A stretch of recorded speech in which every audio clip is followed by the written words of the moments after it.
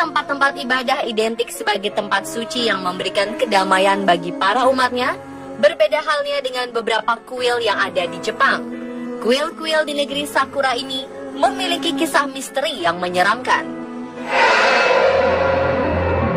Anda mungkin pernah mendengar tentang beberapa kuil yang menyeramkan di Jepang.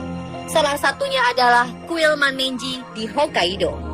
Kuil ini menyimpan sebuah boneka misterius bernama Okiku. Dalam boneka tersebut diyakini tersimpan roh pemiliknya, anak kecil yang meninggal karena sakit demam.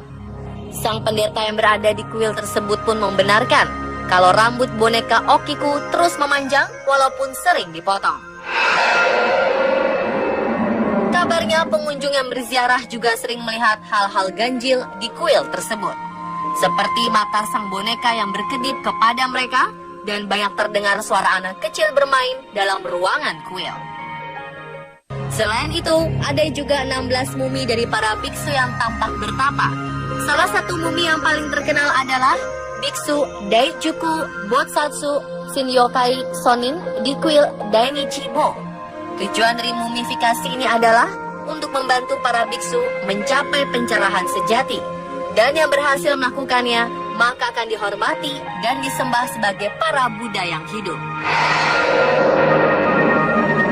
Tidak hanya 2 kuil itu saja yang seram di Jepang. Ada beberapa kuil seram di negeri matahari ini, seperti kuil dengan jejak darah, serta kuil yang dianggap sebagai rumahnya Raja Hantu. Anda pasti penasaran bukan? Simak informasinya dalam segmen Kuil Seram di Jepang versi on the spot.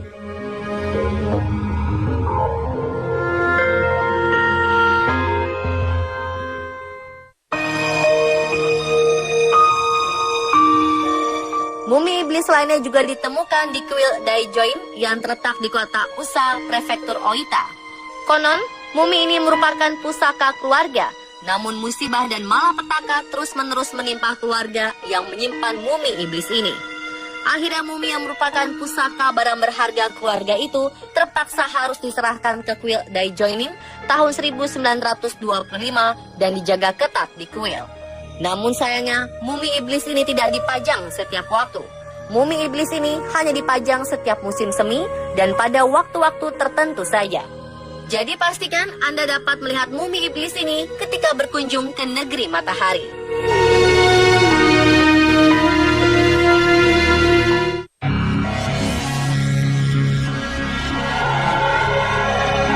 Selain itu ada juga kuil Tenso Koyusha yang menyimpan mumi yang diyakini sebagai manusia duyung asli.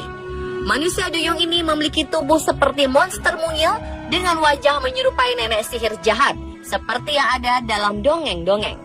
Menurut legenda yang berkembang di masyarakat sekitar, duyung ini awalnya adalah seorang nelayan yang dikutuk menjadi ikan. Dalam keadaan sekarat, ikan tersebut menceritakan riwayat pilunya kepada Pangeran Sotoku yang sedang singgah di Danau Biwa dekat Kyoto. Ternyata si nelayan melanggar larangan untuk menangkap ikan di sebuah perairan terlarang hingga mendapat kutukan sebagai hukumannya.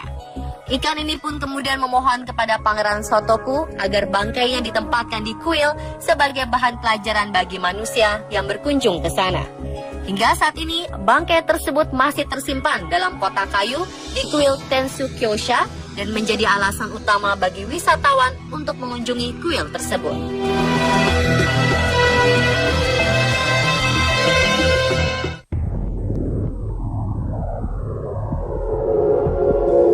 Terdapat makhluk kapal lain yang juga disimpan di kuil Zuiryuji, Osaka. Dulu, mumi kapal ini disembah sebagai dewa air di kuil ini. Panjangnya 70 cm dengan bentuk seperti manusia dan diperkirakan berasal dari tahun 1682. Kuil Zuiryuji ini juga memamerkan mumi naga muda yang kecil, panjangnya hanya 1 meter. Makhluk naga tersebut konon ditemukan pada zaman dinasti Ming Cina yang tanpa sengaja telah terjaring oleh nelayan di tepi pantai, tetapi kemudian dijual ke Jepang. Pedagang Jepang tersebut kemudian menjualnya dan dibeli oleh salah seorang kolektor terkenal Jepang, yang akhirnya ia sumbangkan kepada pihak kuil Zuiryuji dan disimpan hingga saat ini.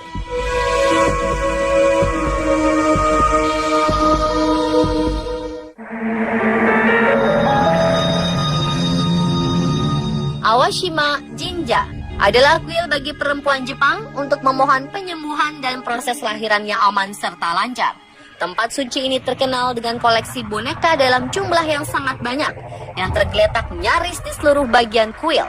Bayangkan saja, jika Anda ke sana, ribuan mata boneka menatap Anda dingin dengan suasana misterius.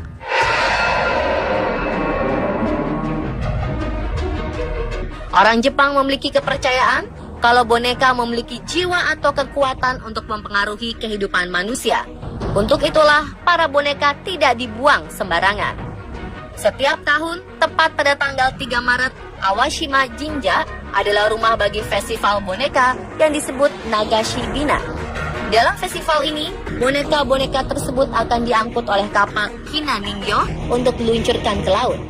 Ketika perahu diguncang gelombang, boneka-boneka tersebut akan jatuh ke laut dan tenggelam. Hal ini diyakini masyarakat setempat bahwa boneka akan membawa pergi segala penyakit dan nasib buruk yang menimpa pemiliknya dahulu. Dan sebaliknya, jika mereka membuang boneka ke tempat sampah, jiwa boneka akan kembali menghantui pemiliknya.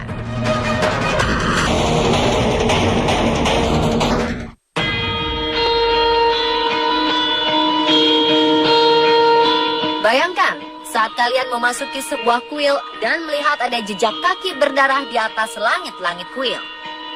Jejak-jejak darah sungguhan ini bisa ditemukan di kuil Yongan-in di Kyoto.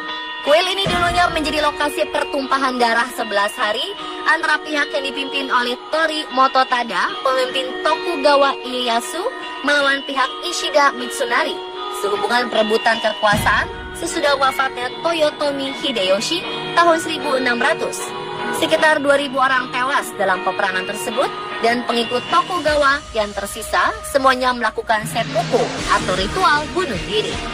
Lantai istana pun banjir dengan darah yang mustahil untuk dibersihkan.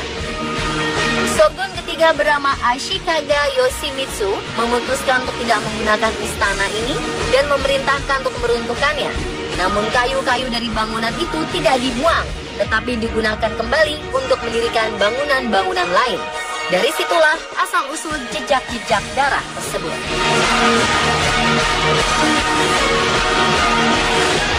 Pemirsa, itulah kuil menyeramkan di Jepang versi on the spot. Siapkan nyali Anda jika ingin ke kuil-kuil itu.